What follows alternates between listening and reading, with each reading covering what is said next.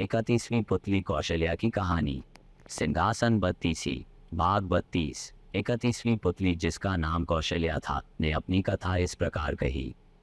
राजा विक्रमादित्य वृद्ध हो गए थे तथा अपने योगबल से उन्होंने ये भी जान लिया कि उनका अंत अब काफी निकट है। वे राजकाज और धर्म कार्य दोनों में अपने को लगाए रखते थे। उन्होंने वन में भी साधना के लिए एक आवास बना रखा था। एक दिन उसी आवास में एक रात उन्हें अलौकिक प्रकाश कहीं दूर से आता मालूम पड़ा। उन्होंने गौर से देखा तो पता चला कि सारा प्रकाश सामने वाली पहाड़ियों से आ रहा है। इस प्रकाश के बीच उन्हें एक दमकता हुआ सुंदर भवन दिखाई पड़ा। उनके मन में भवन देखने की जिज्ञासा हुई और उन्होंने काली द्वारा प्रदान दोनों बेतालों का स्मरण किया। उनके आदेश पर बेताल उन्हें पहाड़ी पर ले आए और उनसे बोले कि वे इसके आगे नहीं जा सकते। कारण पूछने पर उन्होंने बताया कि उस भवन के चारों ओर एक योगी ने तंत्र का घेरा डाल रखा है तथा उस भवन में उसका निवास है। उन घेरों के भीतर वही प्रवेश कर सकता है जिसका पुण्य उस योगी से अधिक हो। विक्रम ने सच जानकर भवन की ओर कदम बढ़ा दिया। वे देखना चाहते थे कि उनका पुण्य उस योगी से अधिक है या नहीं। चलते चलते वे भवन के प्रवेश द्वार तक आ गए। एकाएक कहीं से चलकर एक अग्निपिंड आया और उनके पास स्थिर हो गया। उसी समय भीतर से किसी का आज्ञा भरा स्वर सुनाई पड़ा। वह अग्निपिंड सरक कर पीछे चला गया और प्रवेश द्वार साफ हो गया। विक्रम अंदर घुसे तो वही आवाज उनसे उनका परिचय पूछने लगी। उसने कहा कि सब कुछ साफ साफ बताया जाए, नहीं तो वह आने वाले को श्राप से भस्म कर देगा। विक्रम तब तक कक्ष में पहुंच चुके थे और उन्होंने देखा कि योगी उठ खड़ा हुआ। उन्होंने जब उसे बताया कि वे विक्रमादित्य हैं तो योगी ने अपने को भाग्यशाली बताया। उसने कहा कि विक्रमादित्य के दर्शन होंगे, यह आशा उसे नहीं थी। योगी ने उनका खूब आदर सत्कार किया तथा विक्रम से कुछ मांगने को बोला। राजा विक्रमादित्य ने उससे तमाम सुविधाओं सहित वह भवन मांग लिया। विक्रम को वह भवन सौंपकर योगी उसी वन में कहीं चला गया। चलते चलते वह काफी दूर पहुंचा तो उसकी भेंट अपने गुरु से हुई।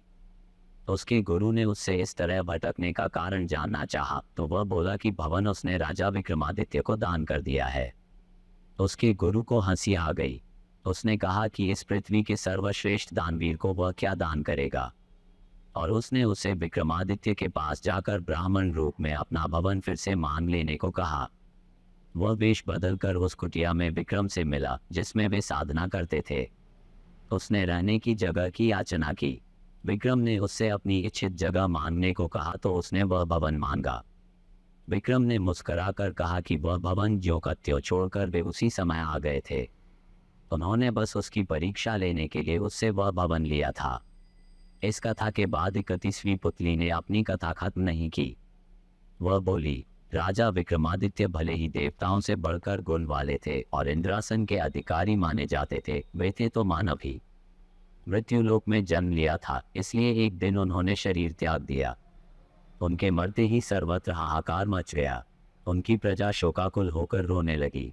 जब उनकी चिता सजी तो उनकी सभी रानियां उस चिता पर सती होने को चढ़ गईं। उनकी चिता पर देवताओं ने फूलों की वर्षा की। उनके बाद उनके सबसे बड़े पुत्र को राजा घोषित किया गया। उसका धूमधाम से तिलक हुआ, मगर वह उनके सिंहासन पर नहीं बैठ सका। उसको पता नहीं चला कि पिता के सिंहासन पर वह क्यों नहीं बैठ सकता है। वह उलझन में पड़ा था कि एक दिन स्वप्न में विक्रम खुद आए। उन्होंने पुत्र को उस सिंहासन पर बैठने के लिए पहले देवत्व प्राप्त करने को कहा।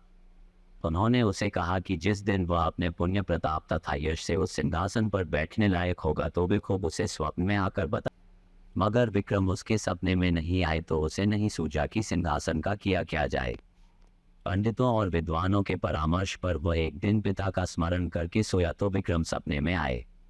सपने में उन्होंने उससे उस सिंहासन को जमीन में गड़वा देने के लिए कहा तथा उसे उज्जैन छोड़कर अम्बावती में अपनी नई राजधानी बनाने की सलाह दी।